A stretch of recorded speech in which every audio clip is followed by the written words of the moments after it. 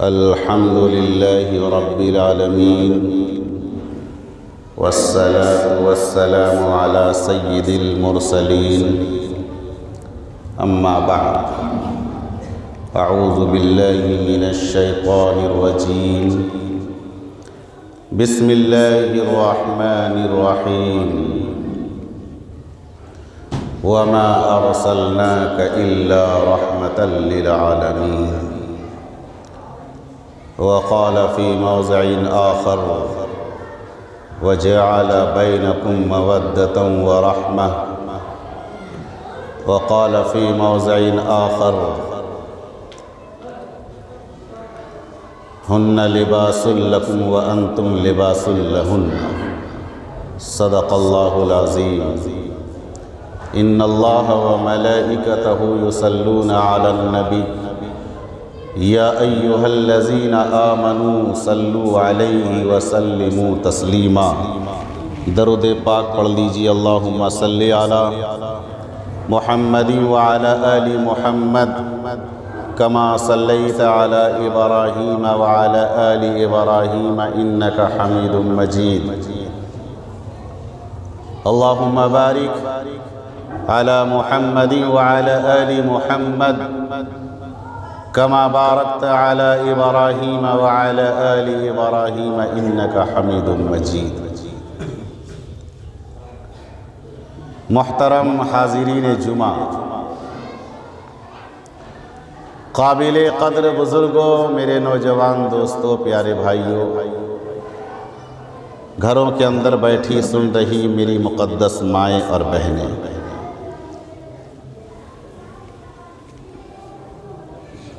قرآن کریم کے اندر رب کائنات نے فرمایا: وَمَا أَرْسَلْنَاكَ إِلَّا رَحْمَةً لِّلْعَالَمِينَ، کہ اے میرے پیارے نبی، میں نے آپ کو ساری کائنات کے لیے رحمت بنا کر کے بھیجا ہے. اور بات چل رہی تھی حقوق الزوجین کی، میاں بیوی کے حقوق کی بات چل رہی تھی کہ اللہ کے نبی کی رحمت کا حصہ ماں کو ملا، بیٹی کو ملا، اور ساتھ ہی ساتھ اللہ کے نبی کی رحمت کا حصہ میاں اور بیوی کو ملا. میاں بیوی کے حوالے سے چند باتیں آپ حضرات کے سامنے آ چکی ہیں. میں چاہتا ہوں کہ آپ حضرات کے سامنے آج چند معروضات اور حاصل مطالعہ چند باتیں پیش کر دوں.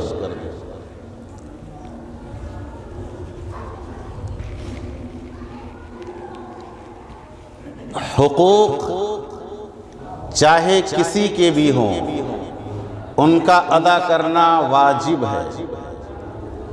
اگر کوئی کسی کے حقوق کی ادائیگی میں کمی کوتاہی کرتا ہے تو کل قیامت کے دن رب کائنات کے دربار میں اس کی پکڑ ہوگی.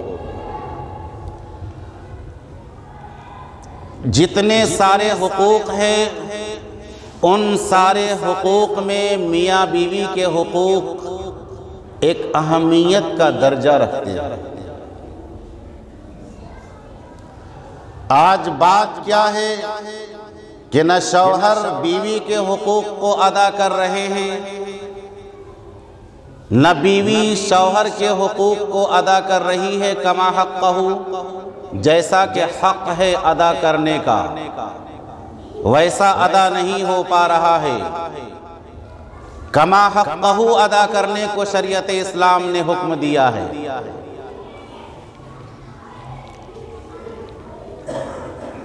اس کی وجہ کیا ہے؟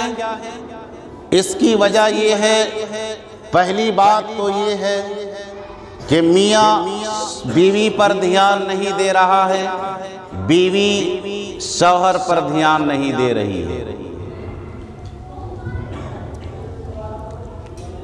بعض موقع پر یہ دیکھا گیا لا علمی کی بنیاد پر اس کے حقوق کی ادائیگی میں کمی اور کوتاہی کی جاتی ہے، اور بعض مرتبہ بے تکلفی کی بنیاد پر جب انسان کسی دوسرے انسان سے بے تکلف ہو جاتا ہے تو پھر وہاں پر اس کے حقوق کی ادائیگی میں کمی اور کوتاہی ہونے لگتی ہے۔ اور بعض موقع پر لا علمی کی بنیاد پر، جہالت کی بنیاد پر ایک دوسرے کے حقوق کی ادائیگی نہیں ہو پاتی ہے۔ آپ کو یہ میں بتا دینا چاہتا ہوں کہ کل قیامت کا دن ہوگا، محشر کا میدان ہوگا، رب کائنات میزان عدل قائم فرمائیں گے۔ حقوق اللہ کا معاملہ الگ ہے، حقوق العباد کا معاملہ الگ ہے۔ جب حقوق العباد کا معاملہ سامنے آئے گا رب کائنات کے دربار میں، جب حقوق العباد کا معاملہ سامنے آئے گا تو ظالم و مظلوم کا فیصلہ بعد میں ہوگا، قاتل و مقتول کا فیصلہ بعد میں ہوگا۔ رب کریم کہ پیارے آقا نبی اکرم علیہ السلام نے ارشاد فرمایا، کل قیامت کے دن بندوں کے معاملے میں جو سب سے پہلا فیصلہ ہوگا، جو سب سے پہلا مقدمہ ہوگا، وہ میاں بیوی کا مقدمہ ہوگا۔ کن کا مقدمہ ہوگا؟ میاں بیوی کا مقدمہ ہوگا۔ رب کائنات میاں بیوی کو سامنے لائیں گے، قاتل مقتول کا فیصلہ بعد میں ہوگا، ظالم مظلوم کا فیصلہ بعد میں ہوگا۔ پہلے میاں بیوی کو سامنے کیا جائے گا اور شوہر کو پہلے لایا جائے گا، اور شوہر کو لانے کے بعد رب کائنات یہ فرمائیں گے کہ بتا میرے بندے، تو نے اپنی بیوی کو کیوں مارا تھا؟ تو نے اپنی بیوی کو کیوں ستایا تھا؟ تو نے اپنی بیوی کو برا بھلا کیوں کہا تھا؟ اس وقت قرآن کریم کا جو جملہ گواہی دیتا ہے، جو آیت بتاتی ہے، رب کائنات کے سامنے جب وہ بندہ کھڑا ہوگا، ان کی زبان میں، ان کے منہ میں تالا لگا دیا جائے گا۔ وہ زبان سے نہیں بولے گا کہ اے میرے پروردگار میں نے اپنی بیوی کو کیوں مارا تھا، میں نے کیوں ستایا تھا، بلکہ اللہ کا قرآن گواہی دیتا ہے۔ قرآن کہتا ہے الیوم نختم علی افواہہم وتکلمنا ایدیہم وتشہد ارجلہم بما کانوا یکسبون، کہ منہ پہ مہر لگا دی جائے گی۔ الیوم نختم علی افواہہم، ان کے منہ پہ مہر لگا دی جائے گی۔ وَتُكَلِّمُنَا أَيْدِيهِمْ، ان کے ہاتھ بات کریں گے۔ وَتَشْهَدُ أَرْجُلُهُمْ، اور ان کے پاؤں گواہی دیں گے کل قیامت کے دن۔ ان کی زبان پہ تالا لگ جائے گا۔ آج لوگ بیویوں کو ستاتے ہیں، آج لوگ بیویوں پر ظلم کرتے ہیں، لیکن کل قیامت کا دن ہوگا، محشر کا میدان ہوگا، رب کائنات ان کی زبان، ان کی منہ پہ تالا مہر مار دیں گے۔ وہ بولنے کی طاقت اسے سلب کر لی جائے گی، وہ اپنی زبان سے نہیں ادا کر پائے گا، بلکہ ان کے ہاتھ پاؤں، ان کی آنکھیں گواہی دیں گی، اے میرے پروردگار یہ تیرا وہ بندہ ہے جو اپنی بیوی کو ستایا کرتا تھا، اپنی بیوی کو ظلم کیا کرتا تھا۔ تو کل قیامت کے دن سب سے پہلا مقدمہ رب کائنات کے دربار میں جو پیش کیا جائے گا، وہ میاں بیوی کا مقدمہ پیش کیا جائے گا۔ میاں بیوی کا آپ اندازہ لگا سکتے ہیں کہ کتنی اہمیت کا حامل ہے میاں بیوی کے حقوق۔ اس کے بعد رب کائنات اس شوہر کی بیوی کو سامنے لائیں گے، اور سامنے لانے کے بعد رب کائنات فرمائیں گے ذرا یہ تو بتا کہ تو میرے بندے پر، اپنے شوہر پر کیوں ظلم کرتا تھا؟ کیوں ظلم کرتی تھی اپنے شوہر پر؟ اپنے شوہر کو کیوں ستاتی تھی؟ اپنے شوہر کو برا بھلا کیوں کہتی تھی؟ اپنے شوہر سے زبان درازی کیوں کرتی تھی؟ رب کائنات اس بندی سے سوال کریں گے۔ وہیں پر یہ بات آ کر کے رک جاتی ہے کہ ان کی زبان میں، ان کے منہ میں مہر مار دی جائے گی۔ وہ اپنی زبان سے کچھ نہیں بول پائے گی، بلکہ ان کے ہاتھ، ان کے پاؤں کل قیامت کے دن رب کائنات کے دربار میں گواہی دے گی۔ اب آپ اندازہ لگا سکتے ہیں کہ میاں بیوی کے کیا حقوق ہیں۔ ایک موقع پر نبی اکرم علیہ السلام نے ارشاد فرمایا کہ اگر کوئی عورت اپنے شوہر کی اطاعت و فرما برداری کرتی ہے، جو میں نے گزشتہ جمعہ بات کی تھی کہ جو شوہر کی اطاعت کرتی ہے، فرما برداری کرتی ہے، اپنے شوہر کی باتوں کو مانتی ہے، اللہ کے فرشتے ان کے لیے مغفرت کی دعائیں کرتے ہیں۔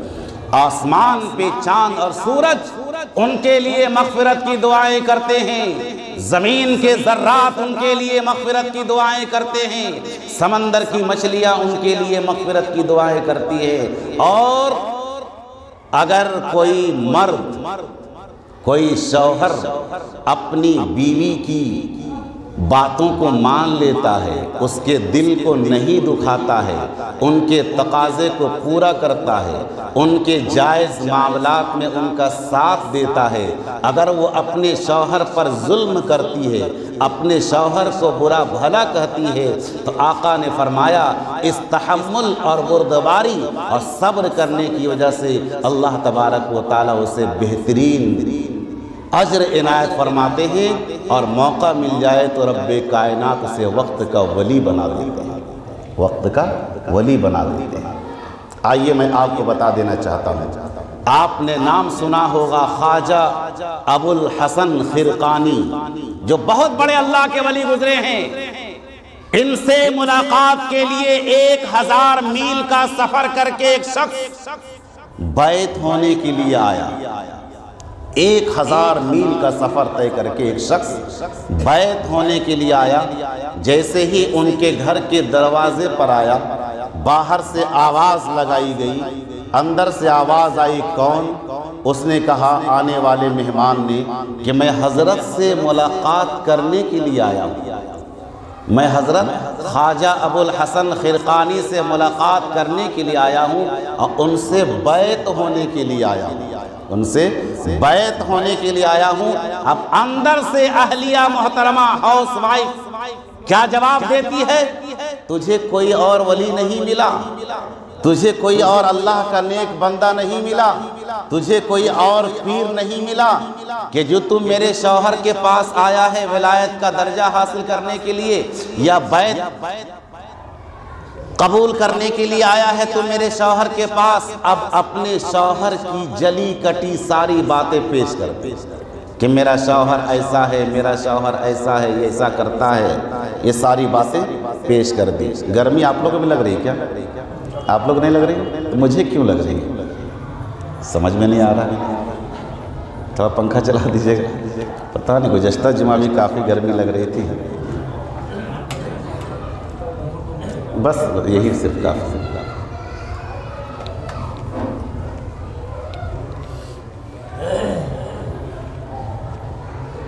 ابھی آپ کہہ رہے تھے نا، ابھی احمد خان صاحب ہم باہر پڑھ رہے تھے لطیفے کے طور پر، میں باہر دھوپ میں پڑھ رہا تھا نہانے کے بعد، یہ اندر بیٹھ کر کے پنکھا چلا کر کے قرآن پڑھ رہے تھے، تو میں نے کہا کیا بات ہے آپ بہت پنکھا چلا رہے ہیں، میں تو دھوپ میں ہوں۔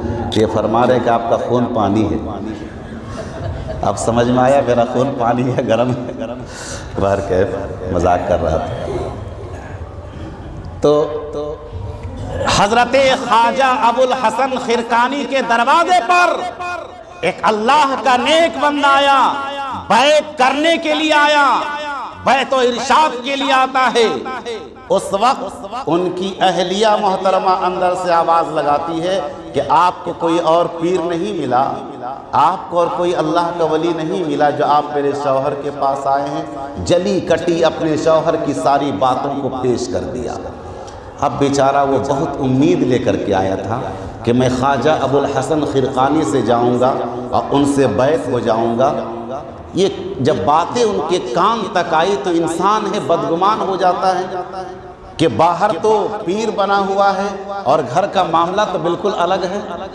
اب بیچارہ وہاں سے دھیرے دھیرے قدم کو بڑھاتا ہوا کچھ دور گیا، محلے کے لوگ ملاقات ہو گئے، کہا کہ کہاں جا رہے ہو؟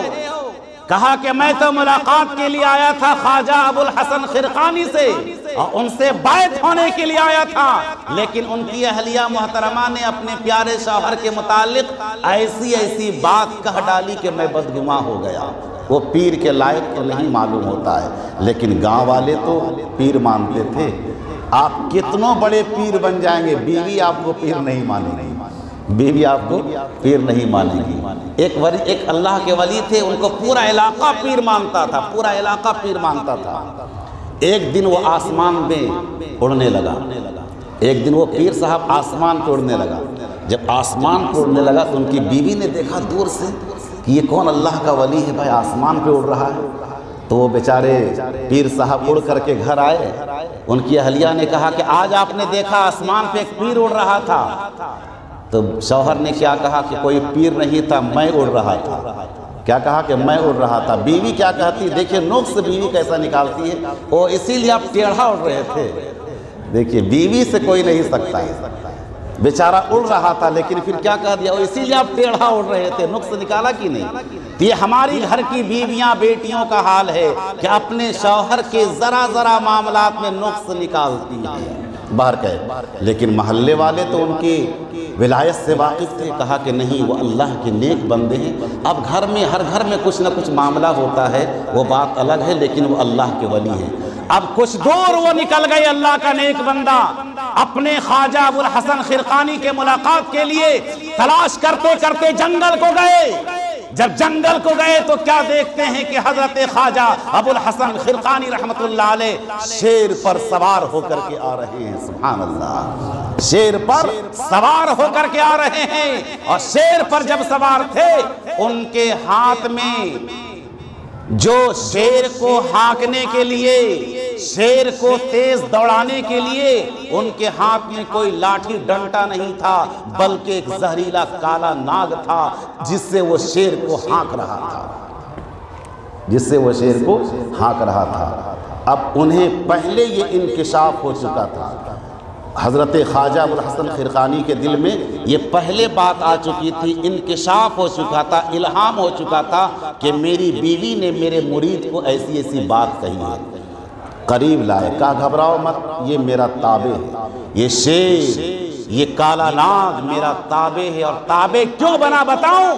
انہوں نے فرمایا کہ میرے تابع یہ شیر اور یہ کالا ناگ اس لیے بن گیا اور میری اطاعت اس لیے کر رہا ہے کہ میں اپنی بیوی کی جلی کٹی باتوں کو سن کر کے برداشت کر لیا کرتا تھا۔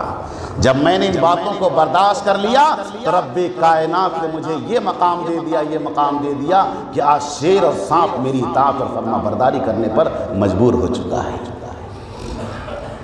اس لیے اگر کوئی کسی اپنی بیوی کی بات کو برداشت کر لے، تحمل کر لے، صبر کر لے، عورت کی فطرت ہے، وہ اونچ نیچ بات کرے گی، ہمیں اور آپ کو برداشت کر لینا ہے، صبر کر لینا ہے۔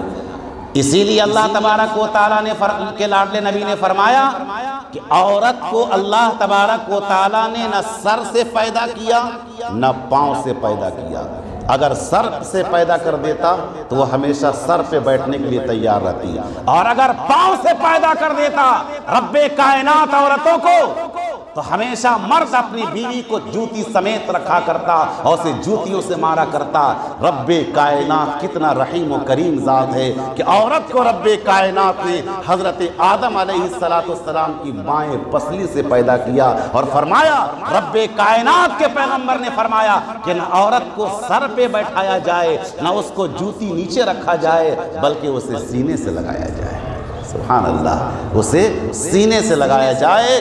بزرگو دوستو، یہ میاں بیوی کا رشتہ بہت پاکیزہ رشتہ ہے، اتنا بڑا رشتہ کہ یہ رشتے سارے رشتے زمین پر بنتے ہیں، لیکن میاں بیوی کا رشتہ عرش اعظم سے بن کر کے آتے ہیں، عرش اعظم سے بن کر کے آتے ہیں۔ لیکن آج ہمارے معاشرے کا کیا حال ہے؟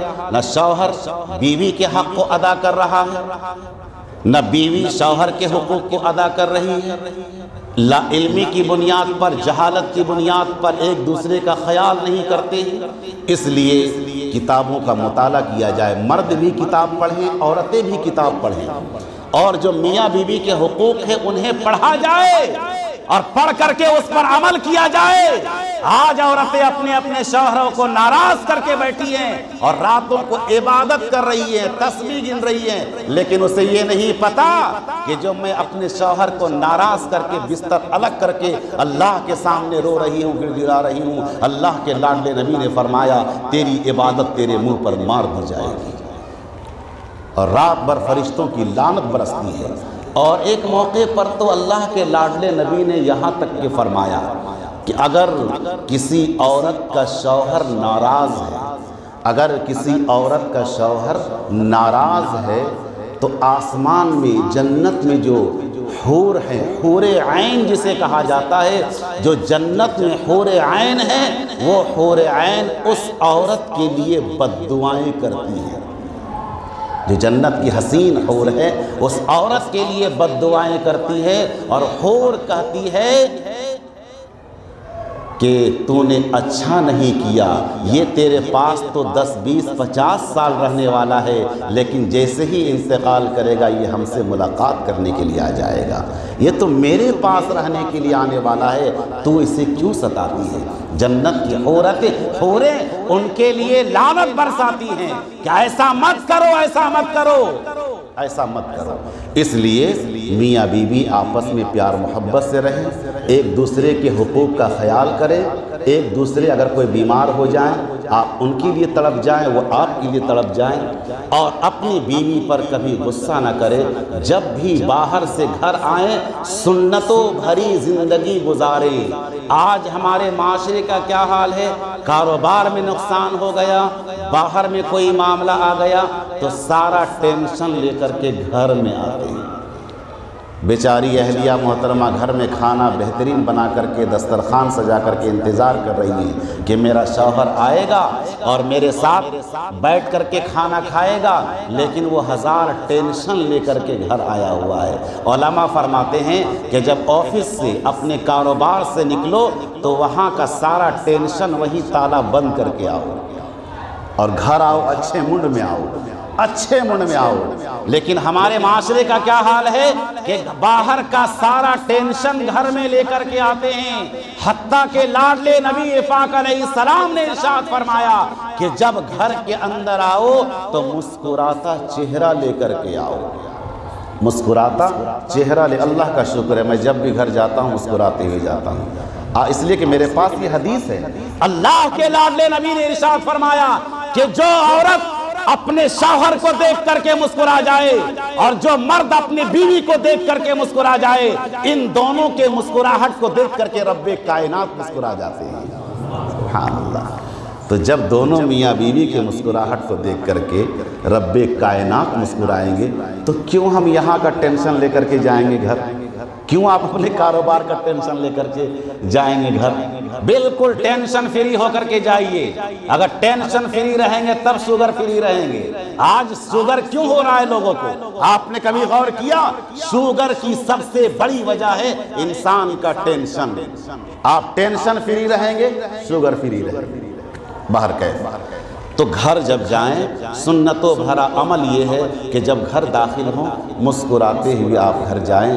آپ جب مسکراتے ہوئے جائیں گے آپ کی اہلیہ محترمہ بھی آپ کو دیکھ کر کے مسکرا جائے گی۔ لیکن ہمارے معاشرے کا کیا حال ہے؟ گھر گئے بیچاری دن بھر کام کی، شام کو مختصر کھانا بنائی، بچوں کو کھلا دیا، کھانا ہو سکتا کبھی ختم ہو گیا یا کم ہو گیا، بس سارا کھانے کا غصہ اپنی بیوی پر جھاڑ دیتے ہیں۔ حالانکہ ایسا نہیں ہونا چاہیے۔ پیٹ کی آگ تو آپ 2 لقمے سے، چند کھجوروں سے، چند لقموں سے اور چند کھجوروں سے اور 2 گھونٹ پانی سے بھی آپ اپنے پیٹ کی آگ کو بجھا سکتے ہیں، لیکن گھر میں جو نفرت کی آگ لگ جائے گی پھر اس آگ کو بجھانا اتنا آسان نہیں ہے۔ پیارے آقا علیہ السلام جب بھی باہر سے آتے تو دروازے پہ جیسے ہی داخل ہوتے آواز لگاتے حل عندکی شیء عائشہ، کہ عائشہ گھر میں کھانے کو کچھ ہے؟ حل عندکی شیء عائشہ، کیا گھر میں کھانے کو کچھ ہے؟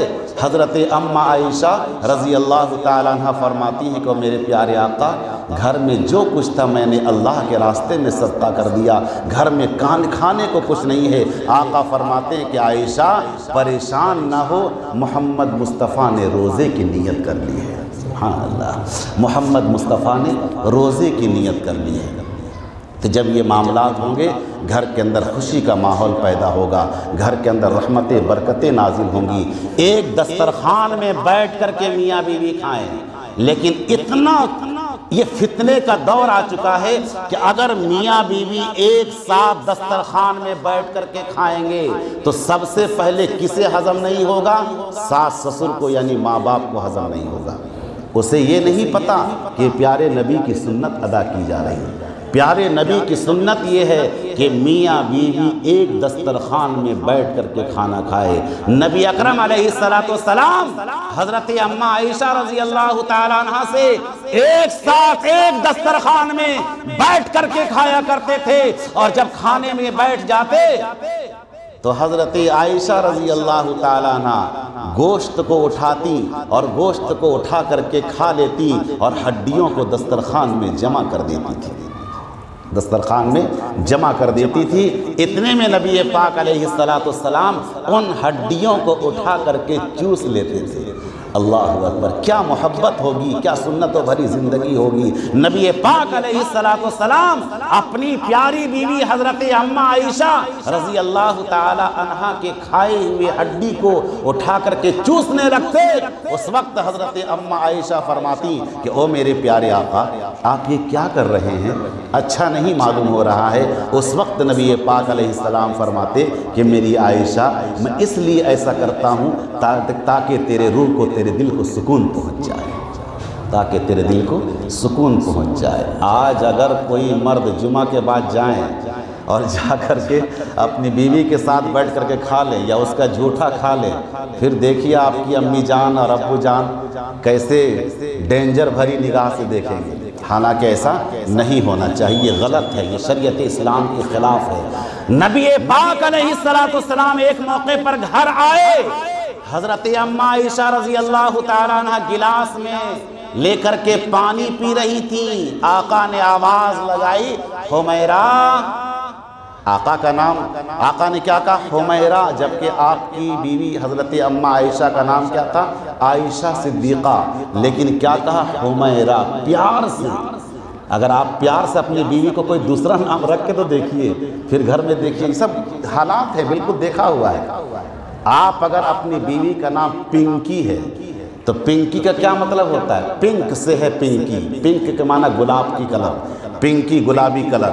اگر آپ گلابو کہہ کے دیکھیں، اگر آپ اپنی بیوی کو پنکی کی جگہ گلابو کا، پنکی کا معنی ہے گلابو، آپ پنکی کی جگہ اپنی بیوی کو گلابو کہہ کے تو دیکھیے، پھر دیکھیے آپ کے ماں باپ یا آپ کے گھر کے بڑے کیا حال کریں گے۔ حالانکہ ایسا نہیں ہونا چاہیے۔ اماں عائشہ رضی اللہ تعالی عنہا کو نبی پاک علیہ السلام نے کیا کہا؟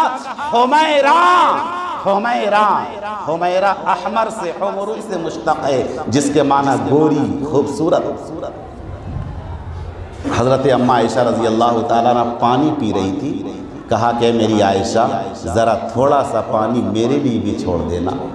کیا گھر میں پانی کی کمی تھی؟ نہیں۔ کیا ٹھنڈا پانی نہیں تھا؟ بالکل تھا۔ لیکن حضرت پیارے آقا علیہ السلام پوری کائنات کو یہ سبق دینا چاہتے تھے کہ میاں بیوی کا رشتہ کیسا ہونا چاہیے۔ کیا فرمایا کہ حمیرہ ذرا پانی میرے لیے بھی تھوڑا چھوڑ دینا۔ آقا سے حضرت اماں عائشہ نے فرمایا کہ او میرے پیارے آقا، کیا گھر میں پانی نہیں ہے؟ اس وقت نبی پاک علیہ السلام نے فرمایا کہ عائشہ، میں چاہتا ہوں کہ تیرا جھوٹا یعنی تیرا استعمال کیا ہوا پانی پیوں۔ پانی چھوڑ دیا گیا۔ اب وہ گلاس آقا کی خدمت میں پیش کر دیا گیا۔ جب پیش کر دیا گیا، آقا نے فرمایا کہ عائشہ، تو نے لب کہاں لگائے تھے؟ تو نے اپنے ہونٹ گلاس میں کہاں لگائے تھے؟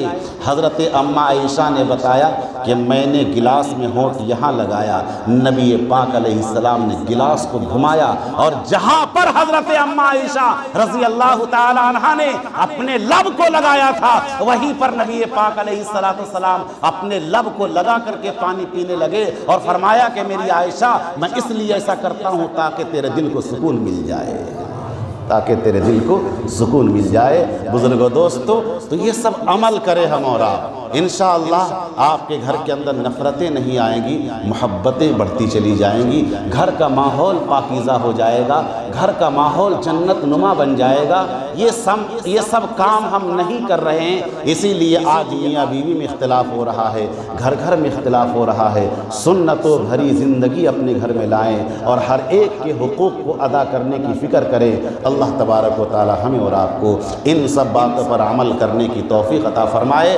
ہماری ماں بہنوں کو، بیٹیوں کو اپنے شوہر کا احترام کرنے کی، ان کی عزت و قدر کرنے کی، ان کے حقوق ادا کرنے کی توفیق عطا فرمائے، اور ہمارے مردوں کو، محلے کے شوہروں کو، ہر شوہر کو اپنی اپنی بیویوں کے حقوق ادا کرنے کی، انہیں پیار کرنے کی، انہیں محبت دینے کی توفیق عطا فرمائے۔ آمین۔ وآخر دعوانا ان الحمد للہ۔